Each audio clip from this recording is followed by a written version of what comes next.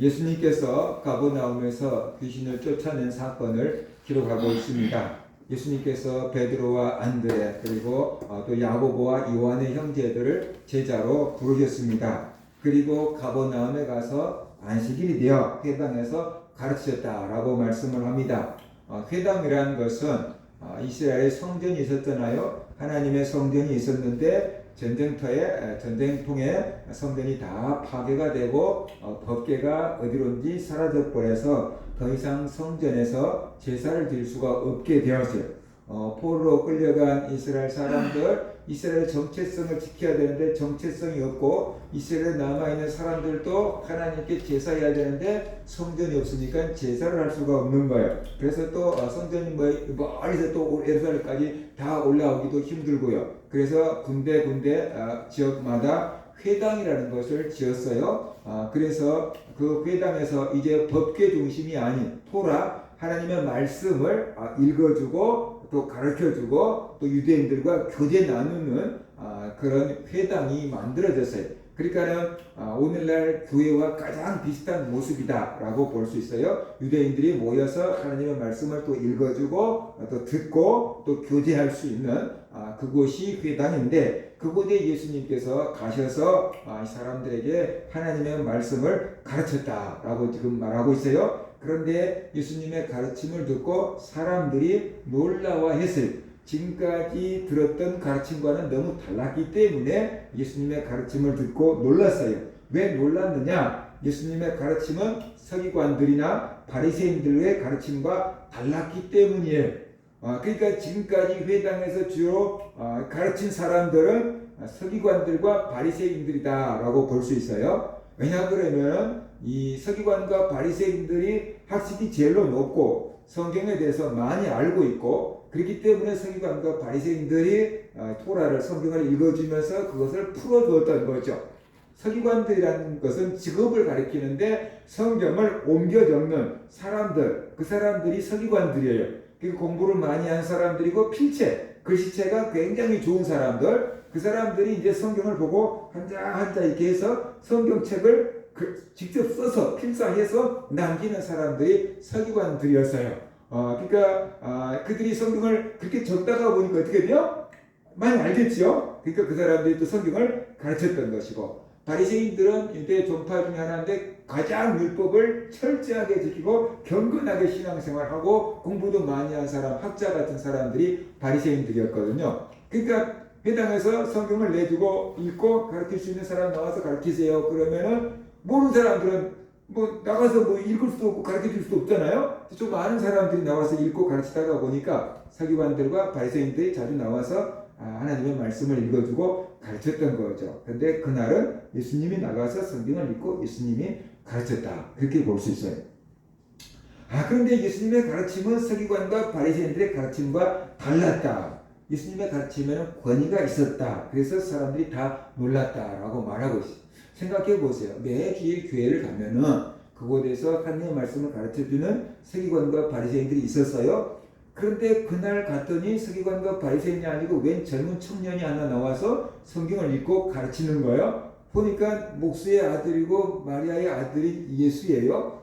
그러니까 학교도 안 다녔다는 것을 뻔히 알고 있고 서기관도 아니고 바리새인도 아니라는 것을 알고 있는데 왜 예수가 가르치는 거야? 하고 사람들이 의아해했지 않겠어요? 서기관들 안 왔어? 바리새인들이 없어? 가르칠 사람이 없어서 제가 가르치는 거야? 아마 이렇게 생각하고 있었을 거예요. 제가 뭘 가르치려고 그래?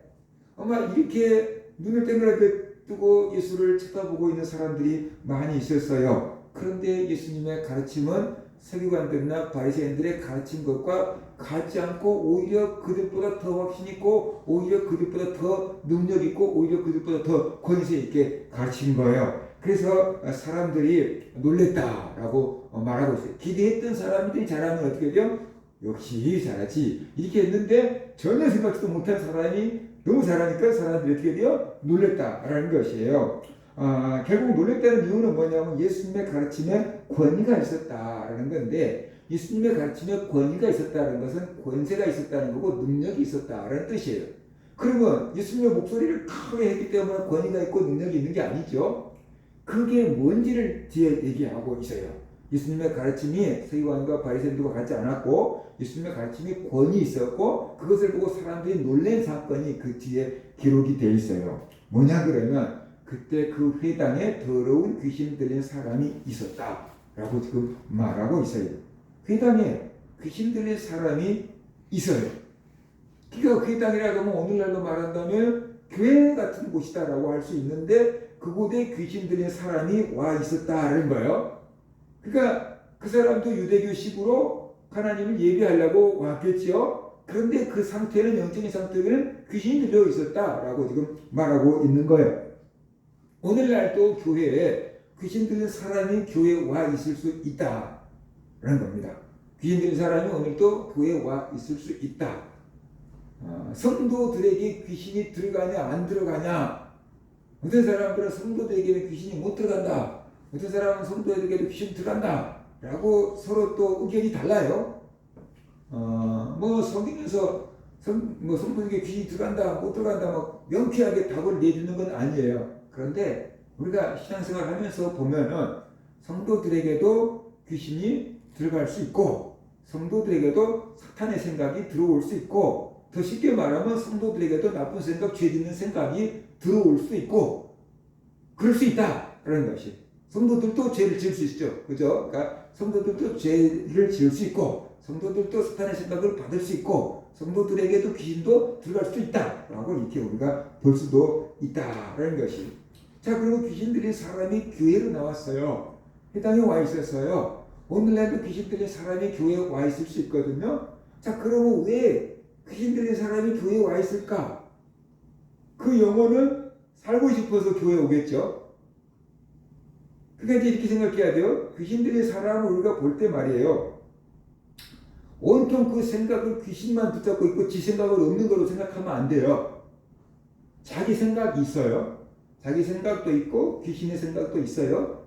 그런데 귀신의 생각이 자기 생각을 이겨버리면 이 사람이 귀신에게 이제 끌려다니는 거고 그래도 자기 생각이 귀신을 이기면은 그래도 믿음으로 살려고 애를 쓰는 그런 모습을 보이기는 보이는데 힘들고 자꾸만 속에 영적인 전쟁이 붙게 되는 거예요. 그러니까 귀신 들린 사람의 자기 영혼, 그 사람의 영혼은 살고 싶은 거예요. 은혜 받고 싶은 거예요. 구원 받고 싶은 거예요. 그래서 교회로 나오는 거예요. 그러면 그 귀신은, 그 사람 속에 들어있는 귀신은 이 사람이 예수 믿지 못하게 하고 은혜 받지 못하게 하고 그러려고 방해를 하는 거죠. 그래서 이 사람이 교회 가면 졸게 만들고 교회 가면 아프게 만들고 교회 가면 상처 주고 상처받게 만들고 시험 들게 만들고 그리고 또 교회에서 하나님을 하는데 방해하려고 그러는 거예요. 그래서 이 사람을 통해서 성도들 막 상처 주고 막 교회에 막 요거도 먹게 만들고 그러는 거예요. 그러니까 귀신의 목적은 그 영혼을 죽이려고 하는 거고 교회에서 하나님을 하지 못하도록 방해하려고 하는 것이 사단의 목적이고 귀신의 목적이에요.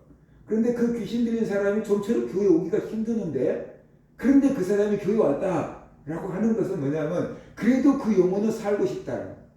하나님 앞에 나와야지 내가 사니까. 그러니까 길을 쓰고 교회로 오는 건데 교회 올 때 귀신이 편안하게 교회 가라고 응원한 거 아니잖아요. 온갖 방해를 했을 거라는 거예요. 집안에서 싸움을 하고 왔든지 아무튼 뭐 교통사고가 났든지 몸이 아프든지 막 화가 잔뜩 나고 왔든지 은혜 받지 못하게끔 막 할 거예요. 그럼에도 불구하고 이 사람은 살고 싶으니까 교회를 와서 앉아 있는 거거든요. 그러니까 우리가 귀신 들린 사람을 바라볼 때 두 가지를 봐야 돼요. 귀신만 바라고 더러운 귀신들이 왜 교회로 왔어? 나가! 오지마! 이럴 수도 있잖아요. 그죠? 근데 또 한편에서 그 귀신 들린 사람의 영혼은 그래도 자기가 살고 싶다고 하는 마음이 있는 거죠. 살려주세요. 살고 싶어요. 하는 그 마음도 있다라는 거예요. 근데 우리는 그 사람이 생각과 그 사람의 의식이 아예 없다고 생각하거든요. 귀신밖에 없는 걸로 생각하고 귀신처럼 막 얘기를 해버리는 거죠. 그럼 이 사람은 얼마나 안타깝겠어요. 속으로는 나도 살고 싶어서 왔다고. 요것 좀 해결하려고 했는데 내가 해결하지 못하니까 도와달라고 왔다고. 하나님한테 살려달라고 왔다고. 그럴 수 있잖아요. 근데 교회에서 이 사람 때문에 자꾸만 문제가 생기면 교회에서는 뭐라 그래요? 나가주세요. 그러는 거죠. 당신 때문에 자꾸만 교회가 힘드니까 나가주세요. 교회가 그 사람을 감당할 능력이 안 되기 때문에 그런 거다라고 우리가 봐야 돼요. 그래서 우리가 귀신 들린 사람들을 어떻게 볼 것인가. 성도들도 그럴 수 있다라는 것이고, 그래도 믿음이 있기 때문에 살려고 교회를 찾아다니고 기도원을 찾아다니는 거예요. 그 사람 영혼은. 근데 그 사람 속에 들어있는 귀신은 또 그게 싫으니까 이 사람을 괴롭히고 또 교회에 많은 문제를 일으키고 교회 하나님 일 못하게끔 방해를 해버리고 있는 거다. 서로 이중성을 갖고 있잖아요. 누가 그걸 하고 있는가를 우리가 봐야 돼요. 그래서 오늘날에도 교회 안에 이런 사람들이 있을 수 있다라는 것을 우리가 알아야만 되고, 그런 사람들의 영혼을 긍휼히 여기고 불쌍히 여길 수 있어야만 된다. 귀신은 미워하지만 그 귀신들의 사람의 영혼은 긍휼히 여기고 불쌍히 여길 수 있는 그런 마음과 교회들이 되어야 되는 거죠.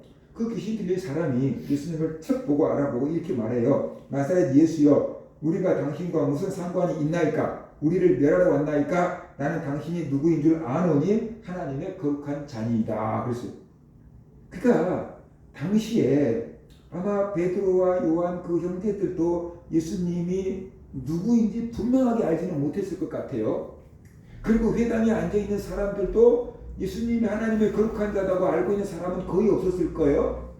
요셉 아들 아니야? 마리아 아들 아니야? 예수가 우리 집에 와서 고쳐준 막 목수인데, 이렇게 얘기한 사람도 훨씬 더 많았을 거라는 거예요. 그런데 귀신이 예수를 딱 알아보고 나사렛 예수여, 우리가 당신과 무슨 상관이 있나이까? 우리를 멸하러 왔나이까? 나는 당신이 누구인 줄 아노니 하나님의 거룩한 자니이다 라고 이렇게 말하고 있다는 거예요. 귀신이 예수를 알아봤다라는 거죠.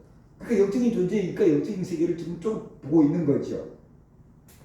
그런데 이것은 그 사람이 진짜로 한 신앙 고백이 아니고 귀신이 하는 거잖아요. 그러니까 이런 거 가지고는 구원을 받지 못한다. 귀신들에게는 회개할 수 있는 기회를 주지 않았고 귀신들에게는 구원의 길을 주지 않았다는 것을 우리가 알아야 돼요. 믿는 게 아니고 그냥 지가 아는 걸 얘기하고 있는 거예요. 귀신이 말했어요. 자기들과 예수님은 상관이 없다 그러잖아요. 우리와 당신과 무슨 상관이 있나이까? 그 말은 무슨 뜻이냐면 우리와 당신은 아무 상관이 없습니다. 그런 뜻이에요. 우리와 당신과는 아무 상관이 없습니다. 그런데 왜 우리를 멸하려고 왔습니까? 뭐 그런 뜻인 거예요. 그러니까 예수님과 귀신들은 아무 상관이 없다. 예수님과 귀신들은 빛과 어둠처럼 함께할 수 없는 사이다. 그래서 우리가 알아야 되는 거죠. 자기들을 멸하러 왔느냐라고 묻잖아요. 우리를 멸하러 왔습니까? 근데 예수님은 마귀의 일을 멸하러 오셨다고 했어요. 그 귀신을 멸하기 위해서 예수님이 오신 거고, 죄의 일을 멸하기 위해서, 죄 문제를 처리하기 위해서 예수님이 오신 거다라고 우리는 봐야 되는 거지요. 자기들은 예수님이 누구인지 안다 그랬어요. 예수님은 하나님의 거룩한 자다 그랬잖아요. 그런데 아주 웃겨요. 이게 귀신 들린 사람이 예수님을 향해서 예수님은 하나님의 거룩한 자입니다 라고 귀신이 얘기했어요. 그런데 23절을 보면 그러면 귀신은 누구냐고. 그러면 예수님은 하나님의 거룩한 자예요. 그러면 귀신은 누구냐? 23절을 보면 더러운 귀신 이렇게 말하고, 더러운 귀신 이렇게 말하고 있어요. 그러니까 예수님은 하나님의 거룩한 자인데 귀신은 거룩한 것 반대 더러운 귀신. 그러니까 정반대적인 개념이잖아요. 예수님은 빛이다 그러면 귀신은 어둠인 거고, 예수님은 거룩하다 그러면 귀신은 어떻게 돼요? 더러운 거고, 예수님은 생명이다 그러면 귀신은 어떻게 돼요? 죽음인 거예요. 예수님은 축복이다 그러면 귀신이 어떻게 돼요? 멸망이다. 뭐 이렇게 되는 거예요. 아주 반대적인 개념을 지금 등장을 시키고 있다는 것이에요. 예수님은 거룩해요. 예수님은 빛이에요. 예수님은 사랑이고, 예수님은 생명이고, 예수님은 진리고, 예수님은 능력이고, 그래요. 그런데 그 반대되는 귀신은 더러운 거예요. 죄예요. 어둠이에요. 죽음이에요. 그래서 은혜 받은 사람과 귀신 들린 사람의 얼굴을 보면은 달라요. 은혜 받은 사람은 얼굴이 밝고 얼굴이 빛나고 행복하고 평안한 모습을 보여요. 그런데 귀신 들린 사람의 얼굴은 1차적으로 어둡고 깜하고 어떻게 돼요? 우울하고 이렇게 돼 있어요. 이렇게 돼 있어요. 그러니까 얼굴이 달라요. 그래서 하나님의 은혜가 가득 찬 사람은 밝고 행복하고 웃는데, 귀신이 든 사람의 얼굴은 어둡고 침울하고 표정도 없고 무섭고 뭐 이렇게 되는 거다라는 것이. 그러니까 우리가 그래서 예배 드릴 때는 은혜 받은 사람 얼굴 하고 있잖아요. 밖에 나가 살고 스트레스 받으면 우리가 또 마귀 얼굴 하면서 살 수 있잖아요. 그러니까 은혜 받은 우리들 속에도 어떻게 돼요? 그런 일들이 왔다 갔다 한다는 거예요. 그래서 귀신이 들어와서 자리 잡고 있지는 않을 수도 있지만 그런 생각들이 계속 우리로 왔다 갔다 한다는 것이에요. 그러니까 우리도 그럴 수 있구나. 그래서 우리가 알아야 되는 것이죠. 그래서 우리가 늘 우리 자신을 지킬 수 있는, 깨어서 자기 자신을 지킬 수 있는 그런 성도들이 되어야만 된다는 것이. 예수님께서 이렇게 말씀하셨어요. 예수께서 꾸짖어 이르시되 잠잠하고 그 사람에게서 나오라. 예수님이 귀신에게 꾸짖으면서 잠잠하고 그 사람에게서 나오라 라고 이렇게 명령하셨어요. 귀신은 꾸짖어서 쫓아야 되는 거예요. 귀신을 보물단지처럼 끌어안고 있으면 안 되는 거고 귀신은 내쫓아야 되는 거예요. 그러니까 죄악된 생각, 잘못된 생각 끌어안고 있지 말고 내쫓아야 되는 거예요. 오래 갖고 있으면 갖고 있을수록 우리가 내쫓기가 힘들어요. 지가 주인인 줄 알거든. 그게 집인 줄 알거든요. 그러니까 그런 나쁜 생각 들었을 때 빨리빨리 쫓아내야 되는데 계속 그 생각에 우리가 빠져 있으면은 고치기가 오래 걸린다. 회복하기가 오래 걸린다는 것을 우리가 알아야 되는 거죠. 그래서 그런 생각들을 내쫓아야 되는데 문제가 우리가 실수하고 못 내쫓는 이유가 뭐냐면 그것이 내 생각인 줄 알고 그것이 내 감정인 줄 아는 거예요. 그것이 내 생각인 줄 알고 그것이 내 감정인 줄 알기 때문에 쫓아낼 생각을 안 하는 거죠. 못 하는 거죠. 저도 설교는 이렇게 하지만 삶의 현장에서는 안 지켜질 때가 많고 실패하고 쓰러진 다음에 또 졌구나. 그런 영적인 전쟁에 계속 하다가 이겼다가 쓰러졌다가 그걸 반복하면서 살아가고 있다는 거예요. 그러니까 우리가 이게 귀신을 꾸짖고 내쫓아야만 되는 거예요. 내 속에 나쁜 생각들, 죄악된 생각들, 어두운 생각들, 귀신의 생각들, 그런 생각들 들어오면 예수의 이름으로 떠나가라 하고 물리쳐야 되는데 그것이 내 생각과 내 감정인 줄 알고 우리가 그걸 붙잡고 산다. 내가 예수 믿는 사람인데 무슨 귀신이 들어왔겠어? 내가 예수 믿는 사람인데 무슨 사탄의 생각이 들어왔겠어? 이런 식으로 생각을 한단 말이죠. 내 걸로 안다고 말이죠. 내 거 아니고 내쫓아야 되는데 내쫓지 않고 내 걸로 알고 있기 때문에 그 집을 짓는 거다. 그래서 우리가 알아야 되는 거죠. 예수님처럼 내쫓아야 돼. 예수께서 꾸짖어 이르시되 잠잠하고 그 사람에서 나오라 그러잖아요. 그러니까 우리도 쫓아내야 된다. 붙잡고 있지 말고 내쫓아야 된다. 라는 것이. 그 목사가 그런 성도들 안수하고 기도할 때 내쫓아라고 기도하면 성도들도 속으로 그걸 내쫓아야 되는 거예요. 거부해야 되는 거예요. 근데 목사가 기도하면서 나가라고 내쫓고 있는데 성도들은 그것이 제 것인 줄 알고 꽉 붙잡고 있으면 어떻게 돼요? 안 나가는 거죠. 목사 입만 드는 거죠. 그러니까 목사가 손을 얹고 기도하고 내쫓으라고 나가라고 할 때 성도들도 자기 속에서 예수 이름으로 나가라고 해야 되는 거죠. 근데 어디가 있다고 그래? 그걸 꼭 붙잡고 있으면 안 나간단 말이죠. 그러니까 그것을 혼자서 쫓아내기 힘들면 같이 해서 쫓아내는 건데 본인도 거부해야 되는 거죠. 본인도 거부해야 되는 거죠. 본인도 거부하고 내쫓아야 되는 거죠. 그래서 우리는 하나님을 가까이 하라 그랬어요. 그러면 너희를 가까이 하시리라. 우리가 하나님을 가까이 해야 돼. 그럼 하나님도 우리를 가까이 하시리라.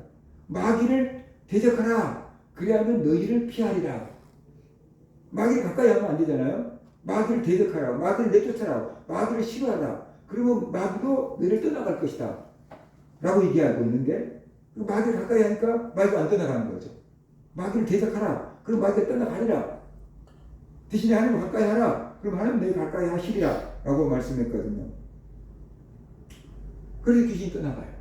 자, 귀신이 떠나갔다는 걸 어떻게 알까요? 귀신도 어차피 영적인 존재인데 그 회당에 있는 사람들이 귀신이 떠나갔다는 걸 어떻게 알았을까요?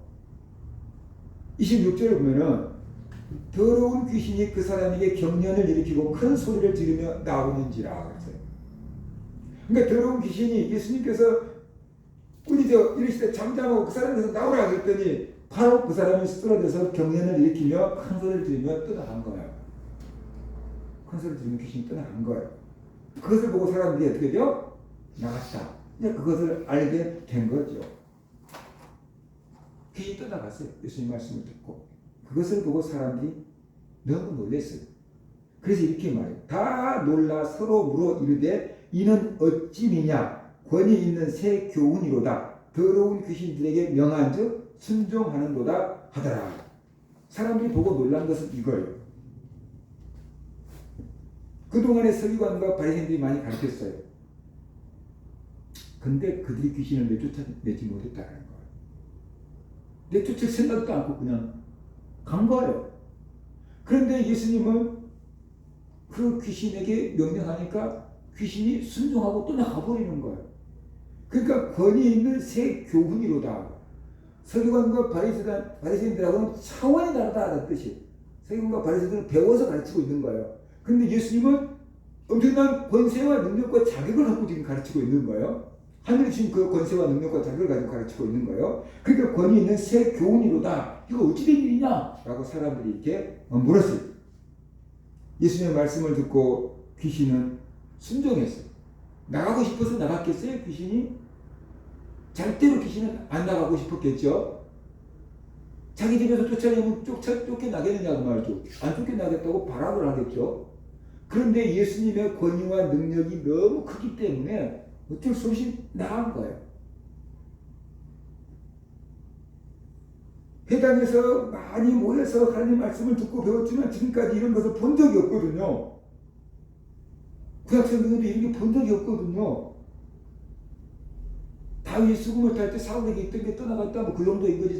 일반 사람들이 구경한 적이 없단 말이죠.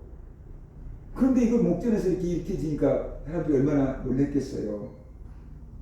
그래서 예수님은 서기관과 바리새인들과 분명히 다르다라는 것을 이스라엘 사람들이 알아버린 거예요. 예수님은 가르치는 서기관과 바리새인과 완전히 다르네? 그러면 저분은 누구야? 서기관도 아니고 바리새인도 아니고 레위인도 아니야. 근데 귀신까지 꼼짝을 못해.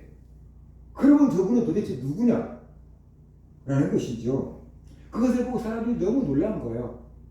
자, 새인들처럼 그런 모습을 보았어요. 그러면 이제 그들이 회당에서 예배를 마치고 집으로 돌아갈 거 아니에요? 직장으로 갈 거 아니에요? 사람들을 만나겠죠? 그들이 무슨 얘기 했을까요?